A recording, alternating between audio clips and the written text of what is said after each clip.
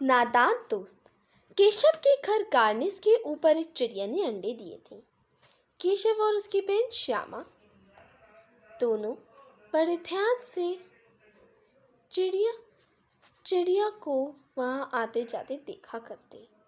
सवेरे दोनों आंखें मलते कार्निस के सामने पहुंच जाते और चिड़िया को दोनों को वहां बैठा पाते। उनको देखने में दोनों बच्चों को न मालूम क्या मज़ा मिलता। दूध और जलेबी की सुध भी ना रहती थी। दोनों के दिल में तरह तरह के सवाल उठते। अंडे कितने बड़े होंगे, किस रंग के होंगे, कितने होंगे, क्या खाते होंगे, उनमें से बच्चे किस तरह निकल आएंगे, बच्चों के पर कैसे निकलेंगे, घोंसला कैसा है। लेकिन इन बातों का जवाब देने वाला कोई नहीं। ना अम्मा को घर के काम धंधों से फुर्सत थी, ना बाबूजी को पढ़ने लिखने से। दोनों बच्चे आपस में सवाल जवाब करके अपने दिल को तसल्ली दे दिया करते थे। श्यामा कहती, क्यों भैया, बच्चे निकलकर फुर से उड़ जाएंगे।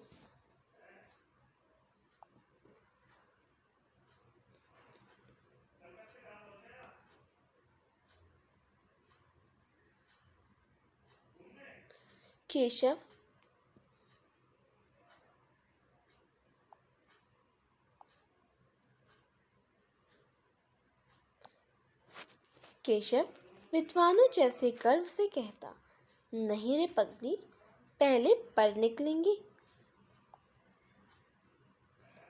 बगैर परों के बेचारे कैसे उड़ेंगे। श्यामा बच्चों को क्या खिलाएगी बेचारी। केशव इस पेचीदा सवाल का जवाब कुछ न दे सकता था। इस तरह 3-4 दिन गुजर गए। दोनों बच्चों की जिज्ञासा दिन बढ़ती जाती। अंडों को देखने के लिए वे अधीर हो रहे थे। उन्होंने अनुमान लगाया कि अब जरूर बच्चे निकल आए होंगे। बच्चों के चारे का सवाल अब उनके सामने आ खड़ा हुआ।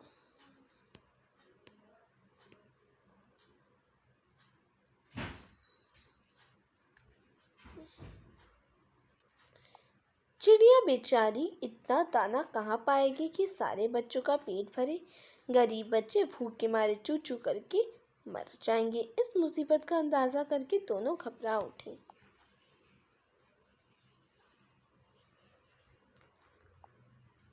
दोनों ने फैसला किया कि कार्निस पर थोड़ा सा दाना रख दिया जाए।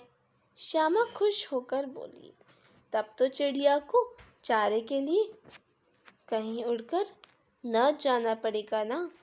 केशव, नहीं, तब क्यों जाएगी। श्यामा, क्यों भैया, बच्चों को धूप न लगती होगी। केशव का ध्यान इस तकलीफ की तरफ न गया था। बोला, जरूर तकलीफ हो रही होगी, बेचारे प्यास के मारे तड़पते होंगे। ऊपर छाया भी तो नहीं, कहीं कोई नहीं। आखिर यही फैसला हुआ कि घोंसले के ऊपर कपड़े की छत बना देना चाहिए। पानी की प्याली और थोड़े से चावल रख देने का प्रस्ताव भी स्वीकृत हुआ। दोनों बच्चे बड़े चाव से काम करने लगे। श्यामा माँ की आँख बचाकर मटके से चावल निकाल लाई। केशव ने पत्थर की प्याली का तेल चुपके से जमीन पर गिरा दिया और उसे खूब साफ करके उसमें पानी भरा।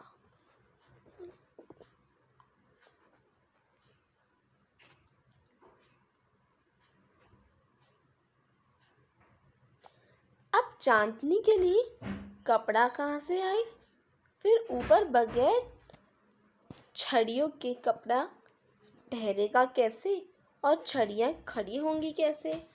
केशव बड़ी देर तक इसी उधेड़-बुन में रहा। आखिरकार उसने यह मुश्किल भी हल कर दी। श्यामा से बोला, जाकर कूड़ा फेंकने वाली टोकरी उठा लाओ। अम्मा जी को मत दिखाना। श्यामा, वह तो बीच से फटी हुई है, उसमें से धूप न जाएगी। केशव ने झुंझला कर कहा, तू टोकरी तो ला, मैं उसका सुराख बंद करने की कोई हिकमत निकालूंगा।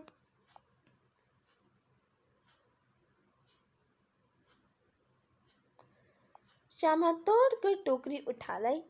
केशव ने उसके सुराख में थोड़ा सा कागज ठूस दिया और तब टोकरी को एक टहनी से टिकाकर बोला, देख, ऐसे ही घोंसले पर उसकी आड़ कर दूंगा, तब कैसे धूप जाएगी। श्यामा ने दिल में सोचा, भैया कितने चालाक हैं।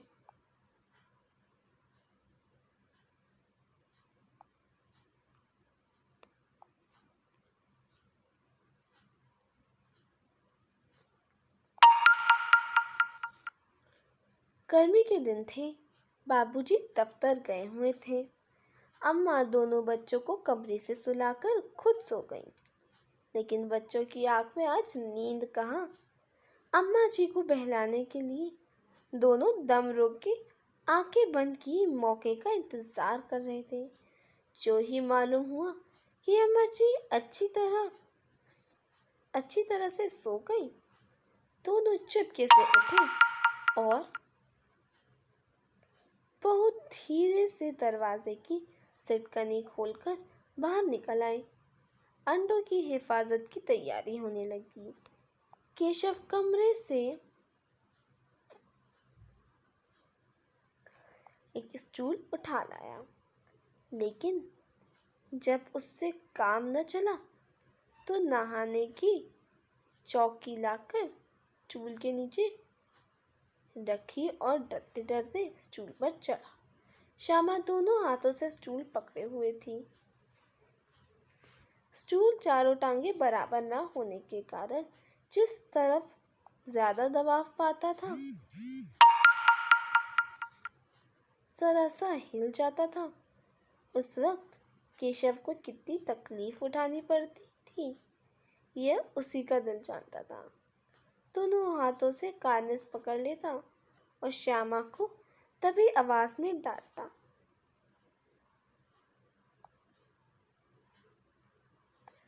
अच्छी तरह पकड़।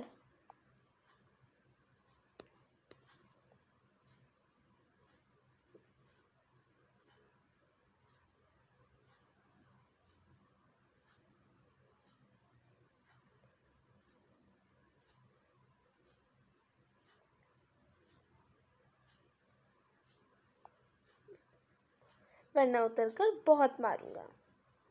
मगर बेचारी श्यामा का दिल तो ऊपर कार्निस पर था। बार बार उसका ध्यान उधर चला जाता और हाथ ढीले पड़ जाते। केशव ने जो ही कार्निस पर हाथ रखा, दोनों चिड़िया उड़ गईं। केशव ने देखा कार्निस पर थोड़े तिनके बिछे हुए हैं और उन पर 3 अंडे पड़े हैं। जैसे घोंसले उसने पेड़ों पर देखे थे, वैसा कोई घोंसला नहीं है। श्यामा ने नीचे से पूछा, के बच्चे हैं भैया? केशव, 3 अंडे हैं, अभी बच्चे नहीं निकले। श्यामा, जरा हमें भी दिखा दो भैया, कितने बड़े हैं। केशव, दिखा दूंगा, पहले जरा चिथड़े ले आ, नीचे बिछा दूं। बेचारे अंडे तिनकों पर पड़े हैं।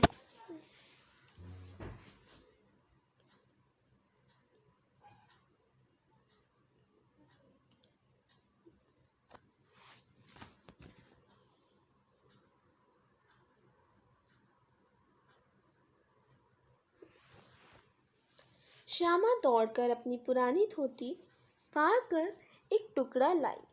केशव ने झुककर कपड़ा ले लिया।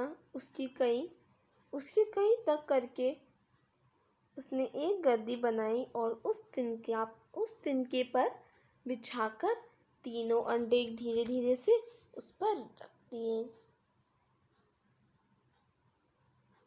श्यामा ने फिर कहा, हमको भी दिखा दो भैया।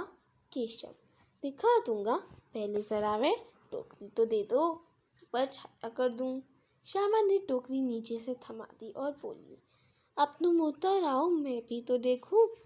केशव ने टोकरी को एक टहनी से टिकाकर कहा, जा दाना और पानी की प्याली ले आ, मैं उतर आऊं तो तुझे दिखा दूंगा। श्यामा प्याली और चावल भी लाई। केशव ने टोकरी के नीचे दोनों चीजें रख दी और आहिस्ता से उतर आया। श्यामा ने गिड़गिड़ा कर कहा, अब हमको भी चढ़ा दो भैया। केशव, तू गिर पड़ेगी। श्यामा, ना गिरूंगी भैया, तुम नीचे से पकड़े रहना। केशव, ना भैया, कहीं तू गिरा पड़ी तो अम्मा जी मेरी चटनी कर डालेंगी, कहेंगे कि तूने ही चढ़ाया था। क्या करेगी देखकर। अब अंडे बड़े आराम से हैं, जब बच्चे निकलेंगे तो उनको पालेंगे। दोनों चिड़िया बार बार कार्निस पर आती थीं और बगैर बैठे ही उड़ जाती थीं। केशव ने सोचा, हम लोगों के डर से नहीं बैठती। स्टूल उठाकर कमरे में रख आया, चौकी जहाँ की थी वहाँ रख दी।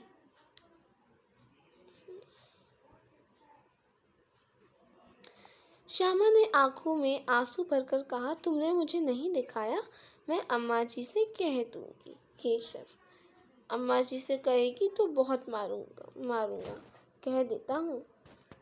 श्यामा, तो तुमने मुझे दिखाया क्यों नहीं। केशव, और गिर पड़ती तो 4 सर ना हो जाते। श्यामा, हो जाते तो हो जाते, देख लेना, मैं कह दूंगी। इतने में कोठरी का दरवाज़ा खुला और माँ ने धूप से आंखों को बचाते हुए कहा, तुम दोनों बाहर कब निकल आए। मैंने कहा ना था कि दोपहर को ना निकलना। किसने किवाड़ खोला। किवाड़ केशव ने खोला था, लेकिन श्यामा ने माँ से यह बात नहीं कही। उसे डर लगा कि भैया पिट जाएंगे। केशव दिल में काँप रहा था कि कहीं श्यामा कह ना दे अंडे ना दिखाए थे। इससे अब उसको श्यामा पर विश्वास न था। श्यामा सिर्फ मोहब्बत के मारे चुप थी, या इस कसूर में हिस्सेदार होने की वजह से। इसका फैसला नहीं किया जा सकता। शायद दोनों ही बातें थीं। माँ ने दोनों को डांट डपट कर फिर कमरे में बंद कर दिया और आप धीरे धीरे उन्हें पंखा झलने लगी। अभी सिर्फ 2 बजे थे। बाहर तेज लू चल रही थी। अब दोनों बच्चे को नींद आ गई थी। 4 बजे यायाक श्यामा की नींद खुली। किवाड़ खुले हुए थे। वह दौड़ी हुई कार्निस के पास आई और ऊपर की तरफ ताकने लगी। टोकरी का पता न था। संयोग से उसकी नज़र नीचे गई और वह उल्टे पांव दौड़ती हुई कमरे में जाकर जोर से बोली, भैया, अंडे तो नीचे पड़े हैं, बच्चे उड़ गए। केशव घबरा कर उठा और दौड़ा हुआ बाहर आया तो क्या देखता है कि तीनों अंडे नीचे टूटे पड़े हैं और उनसे कोई चूने की सी चीज़ बाहर निकल आई है। पानी की प्याली भी एक तरफ टूटी पड़ी है।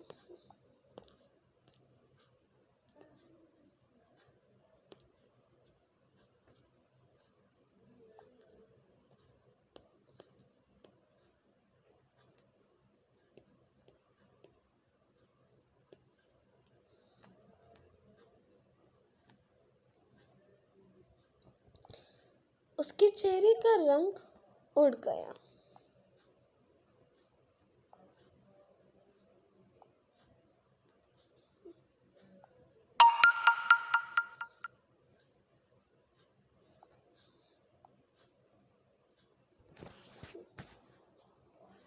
उसके चेहरे का रंग उड़ गया। सहमी हुई आंखों से जमीन की तरफ देखने लगा। श्यामा ने पूछा, बच्चे कहाँ उड़ गए भैया? केशव ने करुण स्वर में कहा, अंडे तो फूट गए। श्यामा, और बच्चे कहाँ गए? केशव, तेरे सर में देखती नहीं है, अंडों में से उजला उजला पानी निकल आया है। वहीं तो 2-4 दिनों में बच्चे बन जाते। माँ ने सोटी हाथ में लिए हुए पूछा, तुम दोनों वहाँ धूप में क्या कर रहे हो? श्यामा ने कहा, अम्मा जी, चिड़िया के अंडे टूट गए हैं। माँ ने आकर टूटे हुए अंडों को देखा और गुस्से से बोली, तुम लोगों ने अंडों को छुआ होगा। अब तो श्यामा को भैया पर जरा भी तरस न आया। उसी ने शायद अंडों को इस तरह रख दिया कि वह नीचे गिर पड़े।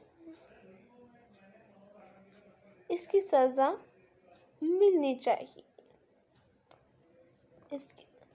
इसकी उसे सजा मिलनी चाहिए, बोली। इन्होंने अंडों को छेड़ा था अम्मा जी। माँ ने केशव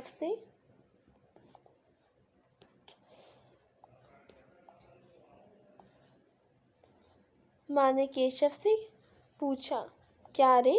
केशव भीगी बिल्ली बना खड़ा हुआ।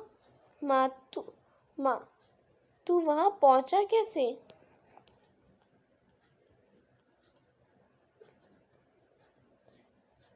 श्यामा, चौकी पर स्टूल रखकर चढ़े अम्मा जी। केशव, तू स्टूल थामे नहीं खड़ी थी? श्यामा, तुम्ही ने तो कहा था। माँ, तू इतना बड़ा हुआ, तुझे अभी इतना भी नहीं पता, इतना भी नहीं मालूम कि छूने से चिड़िया के अंडे गंदे हो जाते हैं। चिड़िया फिर उन्हें नहीं सेती। श्यामा ने डरते डरते पूछा, तो क्या चिड़िया ने अंडे गिरा दिए हैं अम्मा जी? और क्या करती?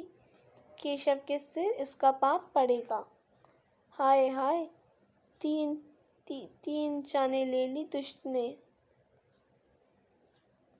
केशव रोनी सूरत बनाकर बोला, मैंने तो सिर्फ